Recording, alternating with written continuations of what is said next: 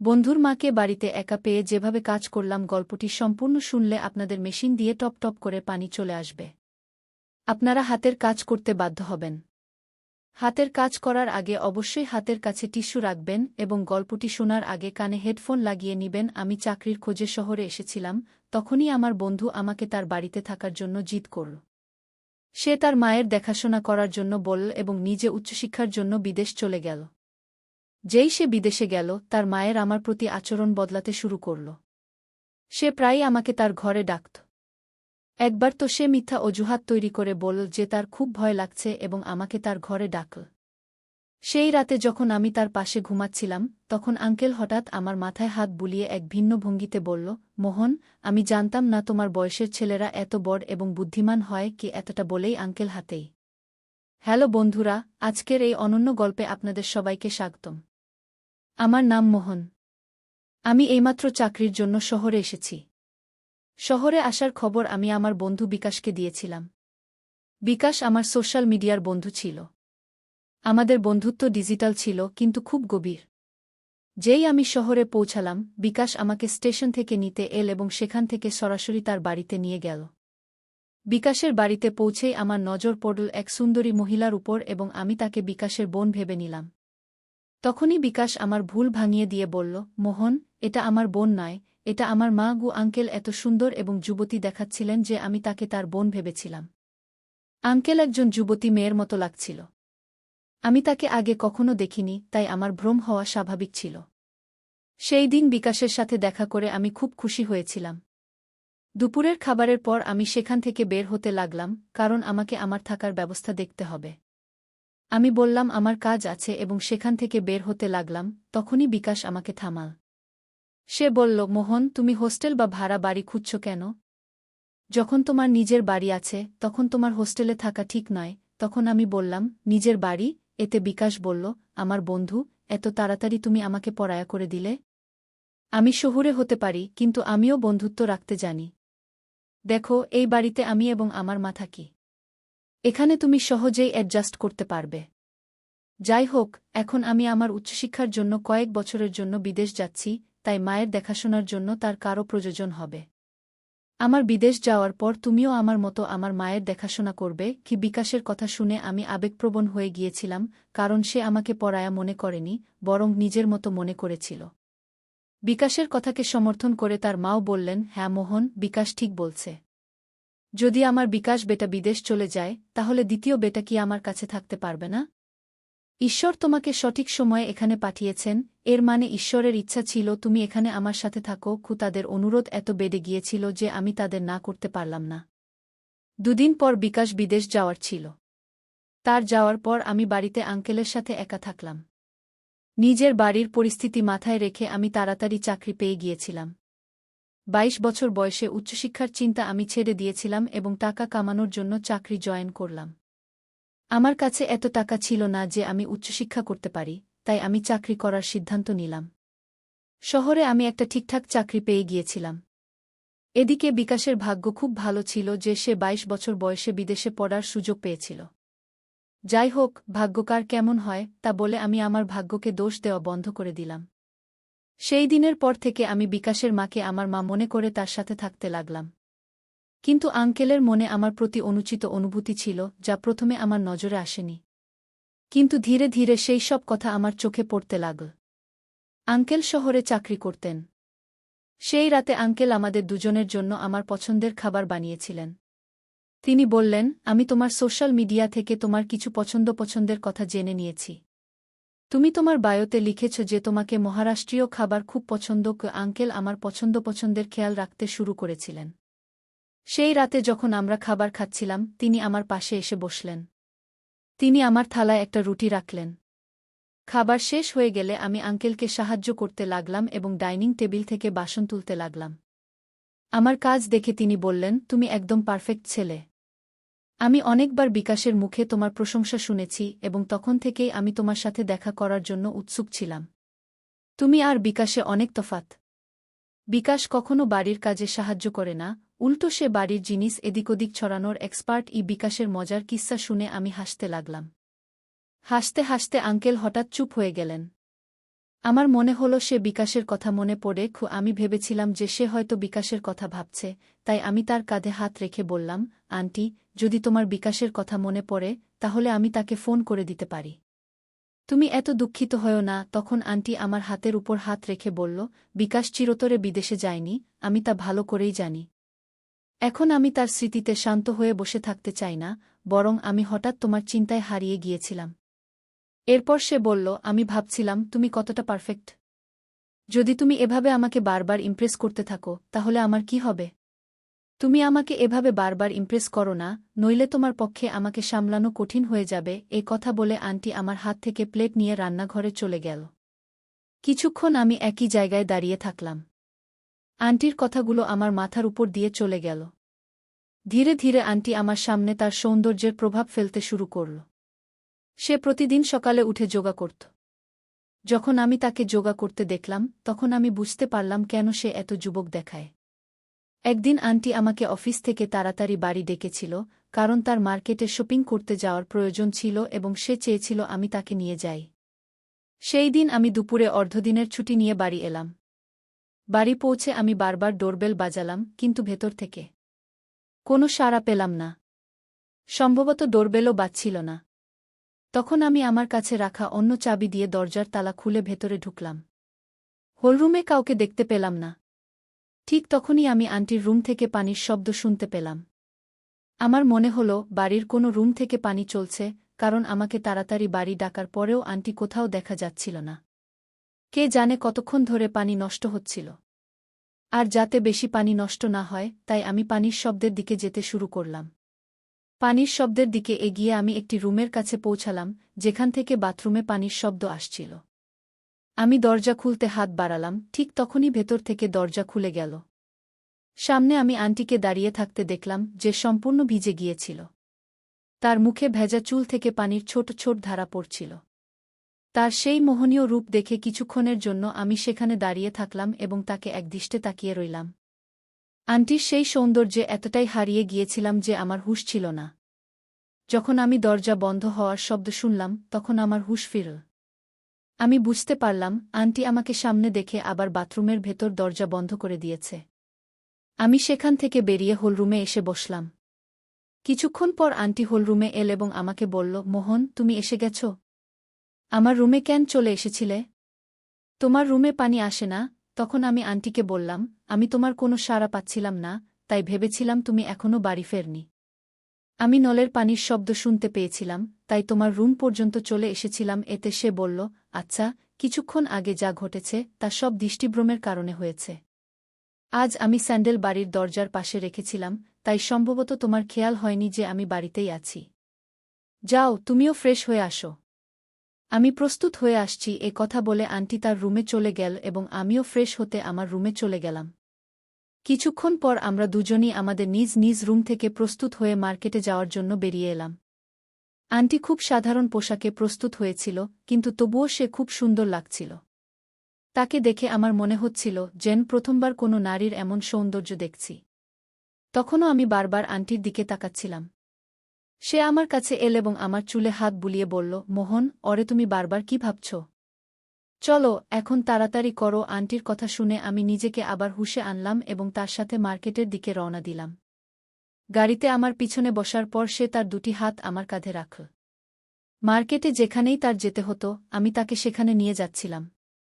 বাড়ি ফেরার পর আন্টি আমার গালে হাত বুলিয়ে বলল, তোমাকে পারফেক্ট ম্যানের নাম পুরোপুরি স্যুট করে, কারণ তুমি সত্যিই ঠিক তেমনি, একদম পারফেক্ট। তুমি কোনো অভিযোগের সুযোগই দাওনি। যেখানেই আমার যেতে হতো তুমি আমাকে সেখানে নিয়ে গেলে, যার ফলে আমার শপিং তাড়াতাড়ি শেষ হয়ে গেল। নইলে তোমার বন্ধু বিকাশ আমাকে একটি দোকানে রেখে দিত এবং বাকি জায়গাগুলোতে আমাকে পায়ে হেঁটে যেতে হতো। আমি যখন ভাবছিলাম কিভাবে সে আমাকে প্রশংসা করল, তখনই আমি সেই চিন্তায় মগ্ন হয়ে এক জায়গায় দাঁড়িয়েছিলাম। এই সময় আন্টি স্যুট পরে আমার সামনে এসে দাঁড়াল এবং বলল, আমি এতে কেমন দেখাচ্ছি? আমি বললাম, আপনি এতে খুব সুন্দর দেখাচ্ছেন, শুধু ড্রেসটা একটু ঢিলা। আমার এই কথা শুনে আন্টি বলল, সম্ভবত পিছনের রিবন আমি বাঁধিনি। মোহন, তুমি কি আমাকে একটু সাহায্য করবে রিবন বাঁধতে? এবং তারপর আমি তার সাহায্য করতে লাগলাম। যখন আমি রিবন বাঁধছিলাম তখন কাপড়ের বাইরের দিক থেকে ঠিকই, কিন্তু আমার স্পর্শ হচ্ছিল। আমি কোনো কথা না বলে আন্টির সব কাজ করছিলাম। পরের দিন যখন সে অফিসে যাওয়ার জন্য প্রস্তুত হল, তখন সে নতুন স্যুট পরেছিল। যখন সে পুরোপুরি প্রস্তুত হয়ে এল, তখন তার সৌন্দর্য আরও বেশি ফুটে উঠল। সেই দিন আন্টি আমাকে বলল, গতকাল তুমি দুপুরের সময় আমার জন্য অর্ধদিনের ছুটি নিয়েছিলে। আজ সকালেও কিছু ঘন্টার জন্য অর্ধদিনের ছুটি নাও এবং আমার সাথে অফিসে চলো। ও আন্টি আমাকে তার অফিসে কেন নিয়ে যাচ্ছিল তা সে ঠিকভাবে বলেনি। যখন আমরা অফিসে পৌঁছলাম এবং তার ফ্লোরে প্রবেশ করলাম, তখন সে আমার হাত ধরে ফেল। আন্টির এই অদ্ভুত আচরণ আমি বুঝতে পারিনি। তার অফিসের অনেক কর্মী আমাদের বিভিন্ন দৃষ্টিতে দেখছিল। আন্টি দেখতে এত বয়স্ক ছিল না, কিন্তু সে আমাকে তার অফিসে কেন নিয়ে গেল তা আমি বুঝতে পারছিলাম না। সে আমাকে শুধু তার ফ্লোরে নয়, তার বসের কেবিনেও নিয়ে গেল। তার বস আমাদের অদ্ভুত দৃষ্টিতে দেখছিলেন। আন্টি বসের সাথে আমার পরিচয় করিয়ে দিয়ে বলল, এটি আমার মোহন। কি এমন কথা বলে সে আমার পরিচয় দিল? কোনো ছেলের পরিচয় কেউ এভাবে করায়? বসের সাথে পরিচয়ের পর আন্টি আমাকে বাইরে নিয়ে এল এবং আমাকে সেখান থেকে যেতে বলল। আন্টির অফিসে আমি তার থেকে কোনো প্রশ্ন করতে পারিনি। যখন সন্ধ্যায় বাড়ি ফিরলাম, তখন আন্টির আচরণ একটু অদ্ভুত ছিল।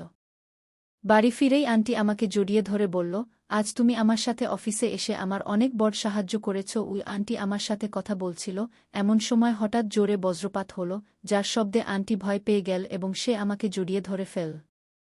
সেই সময় তার সেই জড়িয়ে ধরা ভাবনা একটু আলাদাই ছিল। যখন বজ্রপাতের শব্দ বন্ধ হল, তখন আন্টি আমার থেকে দূরে সরে গেল। কিন্তু যাওয়ার সময় আমার মুখে হাত বুলিয়ে বলল, ভালো হল তুমি তাড়াতাড়ি বাড়ি ফিরে এসেছ।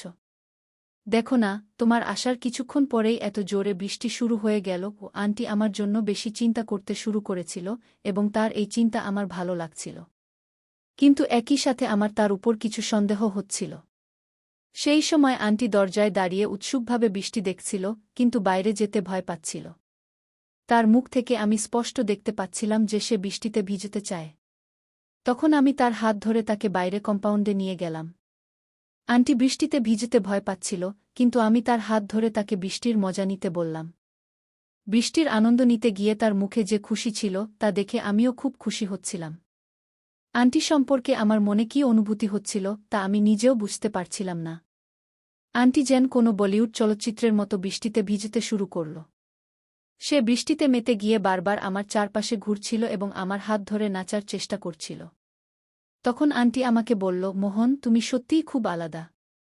আজ তোমার সাথে পানিতে ভিজতে গিয়ে আমার মনে হচ্ছে যেন আমি কোনো চলচ্চিত্রের নায়িকা আর তুমি আমার নায়ক। ও আন্টি এই সব কথা খুব স্বাভাবিকভাবে বলে দিল, কিন্তু আমার মনে এর প্রভাব একটু আলাদা রকম হচ্ছিল। বাড়িতে ঢোকার সাথে সাথেই আন্টি আমার জন্য তোয়ালে নিয়ে এল এবং নিজের হাতে আমার চুল মুছতে লাগল।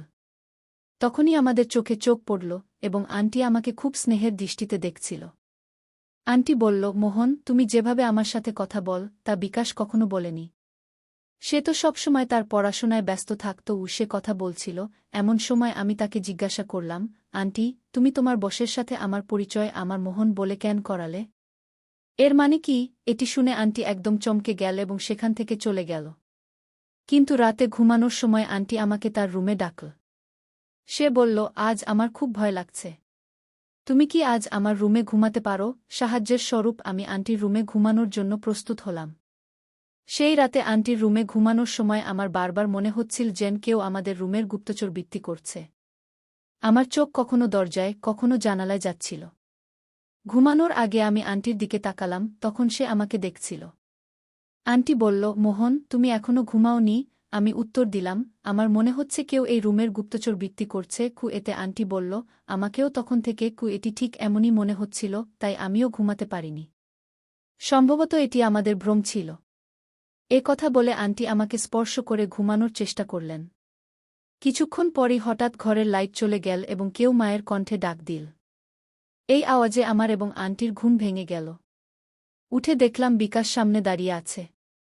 সে আমাদের দিকে তাকিয়েছিল এবং তার মাকে বলল, মা, তুমি এটা কি করছ? মোহন আমার বন্ধু।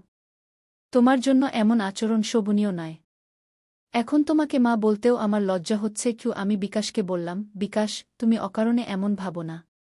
আন্টির ভয় হচ্ছিল, তাই তিনি আমাকে তার ঘরে ঘুমাতে ডেকেছিলেন। কিন্তু আন্টি যেভাবে আমাকে স্পর্শ করেছিলেন তা দেখে যে কেউ ভুল বুঝতে পারত। বিকাশ তার মায়ের উপর অযৌক্তিক কথা বলতে শুরু করল।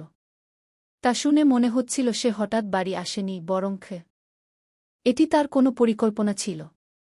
আমি বিকাশকে বললাম, বিকাশ, এত ছোট বিষয়ে তুমি আন্টির উপর কিভাবে এমন অভিযোগ করতে পার? তুমি নিশ্চয়ই অন্য কোনো রাগ প্রকাশ করছ। আর আমাকে বল, তুমি তো বিদেশে গিয়েছিলে, হঠাৎ বাড়ি কিভাবে এলো? এতে বিকাশ বলল, আমি বিদেশে যেতে পারিনি, কারণ আমার মায়ের কাছে পর্যাপ্ত টাকা ছিল না। মা টাকার ব্যবস্থা করতে পারেননি, তাই আমি আমার চাচার কাছ থেকে কিছু টাকা নিতে গিয়েছিলাম। আমি মাকে বলিনি যে আমি চাচার কাছে গিয়েছি। যেদিন আমি চাচার কাছে টাকা নিতে গিয়েছিলাম, তিনি আমাকে মায়ের সম্পর্কে কিছু কথা বলেছিলেন, যা আমি আগে লক্ষ্য করিনি। আমার চাচা আমাকে বলেছিলেন যে আমরা কয়েকবার তোমার মাকে কোনো অপরিচিত পুরুষের সাথে ঘুরতে দেখেছি। আমি তার কথায় বিশ্বাস করেছিলাম, কারণ তার কথা সন্দেহ করার কোনো কারণ ছিল না। আমার বাবা না থাকা সত্ত্বেও মা এত সাজগোজ করতেন, কিন্তু এটা কার জন্য? আমি কখনোই এদিকে মনোযোগ দিইনি। সেই দিন চাচা আমার চোখ খুলে দিয়েছিলেন। তখনই আমি পরিকল্পনা করেছিলাম যে আমি মায়ের উপর নজর রাখব। সেই সময় তুমিও শহরে আসছিলে। আমার পরিকল্পনা অনুযায়ী আমি বলেছিলাম যে আমি দেশে যাচ্ছি এবং তোমাকে মায়ের সাথে থাকার জন্য জিদ করেছিলাম। আমি জানতাম যে আমার মায়ের খারাপ প্রভাব তোমার উপরও পড়তে শুরু করবে। তোমরা দুজনের মধ্যে যা চলছিল তা আমি বুঝতে পেরেছিলাম। মোহন, আমি তোমাকে এর জন্য দোষী মনে করি না। আসলে ভুল আমার মায়ের। তার নিয়ত খারাপ। তুমি শুধু তার কথায় প্রভাবিত হয়েছ। যখন বিকাশ শান্ত হল, তখন আমি তাকে বললাম, তুমি তোমার মায়ের উপর অভিযোগ করেছ, এখন খুশি হয়েছ?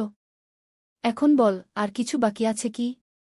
যদি থাকে তাহলে সেটাও বলে ফেল, কারণ পরে তোমার বলার সুযোগ থাকবে না। তখন আমি বললাম, বিকাশ, তুমি আমাদের উপর নজর রেখেছ, কিন্তু যা তুমি দেখার চেষ্টা করছিলে তা তুমি দেখনি। সে আমাকে তার অফিসে নিয়ে গিয়েছিল কারণ তার নতুন বস তার উপর নজর রাখছিল এবং তার সামনে এটা প্রমাণ করতে চেয়েছিল যে সে একা নয়, তার সাথে তার যুবক ছেলেও আছে। বসকে ছেলের ভয় দেখানোর জন্য সে আমাকে অফিসে নিয়ে গিয়েছিল। আর এখনও যখন সে আমাকে স্পর্শ করে ঘুমাচ্ছিল, তখন এটা এজন্যই যে সে আমার এবং তোমার মধ্যে কোনো পার্থক্য করে না। যদি তুমি অন্যের কথা শোনার বদলে তোমার মাকে বোঝার চেষ্টা করতে, তাহলে তোমার মুখ থেকে মায়ের সম্পর্কে এমন অশোভন কথা বের হতো না। কয়েকদিনের মধ্যেই আমি বুঝতে পেরেছিলাম যে আন্টি বাড়িতে থাকা সত্ত্বেও একা ছিলেন, যদিও তার যুবক ছেলে তার সাথে ছিল। তিনি তোমার কারণে দ্বিতীয় বিয়ে করেননি। তিনি শুধু তোমার জন্যই বেঁচে ছিলেন। কিন্তু যখন তোমার উপর মায়ের দেখভালের দায়িত্ব এলো, তখন তুমি মায়ের দিকে মনোযোগ দেওয়ার বদলে নিজের জগতে হারিয়ে গিয়েছিলে এবং মানুষের কথা শুনে মায়ের উপর অবিশ্বাস প্রকাশ করেছ। আমি কথা বলছিলাম, তখন আন্টি আমার কাঁধে হাত রেখে বললেন, মোহন, তোমার মধ্যে যে বুদ্ধিমত্তা আছে সম্ভবত তা বিকাশের মধ্যে নেই। কারণ আমি তাকে কখনো কোনো কিছুর জন্য সংগ্রাম করতে দিইনি। আমি তাকে সবকিছু সময়মতো দিয়েছি। কিন্তু আজ আমার ছেলে আমার ভালোবাসার বদলা আমাকে অবিশ্বাস করে শোধ করেছে। তোমার চাচা চাচি তোমাকে আমার বিরুদ্ধে উস্কে দিয়েছে, যাতে আমাদের মধ্যে দূরত্ব তৈরি হয়। চাচির কাছে সাহায্য চাওয়ার আগে আমি তোমার চাচার কাছে তোমার বাবার সম্পত্তির অংশ চাইতে গিয়েছিলাম। কিন্তু তিনি আমাকে কিছু দিতে অস্বীকার করেছিলেন। তখন আমি তাকে হুমকি দিয়েছিলাম যে আমি তাকে আদালতে টেনে নিয়ে যাব। যে তোমার চাচার কাছে তোমার অধিকার চাইতে গিয়েছিলাম তা শুধু তোমার জন্যই ছিল। কারণ আমি তোমার সুখ নষ্ট করতে চাইনি। আমাকেও তোমাকে বড় শহরে পড়াশোনার জন্য পাঠাতে হয়েছিল। কিন্তু আমি জানতাম না যে তুমি এত তাড়াতাড়ি অন্যের কথায় প্রভাবিত হয়ে যাবে। আজ তুমি তোমার মায়ের ভালোবাসার এটাই প্রতিদান দিলে। বেটাকে এ কথা বলে আন্টি কেঁদে ফেললেন। আন্টির কথা শুনে বিকাশের বুদ্ধি ফিরে এল। সে অন্যের কথায় প্রভাবিত হয়ে তার মায়ের উপর কি শ্বাস নিচ্ছিল না এবং সে আমার ও আন্টিকে সন্দেহ করেছিল। যখন বিকাশ তার ভুল বুঝতে পারল, তখন সে কাঁদতে কাঁদতে আন্টির কাছে ক্ষমা চাইল। সে একজন মা ছিলেন, তাই তিনি তৎক্ষণাৎ তার ছেলেকে ক্ষমা করে দিলেন। ক্ষমা চাওয়ার পর সে আমাকে তার বাড়িতে থাকার জন্য জোর করতে লাগল, কিন্তু এখন আমি সেখানে থাকতে পারছিলাম না কারণ সেই মা ও ছেলের তাদের সম্পর্ক ঠিক করতে সময় প্রয়োজন ছিল। বিকাশের উচিত ছিল তার মায়ের সততা ও তার জন্য তার সংগ্রাম দেখার, কারণ সে তার মায়ের পরিশ্রমের কোনো মূল্যায়ন করত না। আমি ছোটবেলা থেকেই আমার বাড়ির দারিদ্র্য দেখেছি এবং তখন থেকেই ছোটখাটো কাজ করেছি। বন্ধুরা, আজকাল বাবা-মা তাদের সন্তানদের সব ইচ্ছা তৎক্ষণাৎ পূরণ করে দেন এবং শিশুরা তার অভ্যাস গড়ে তোলে।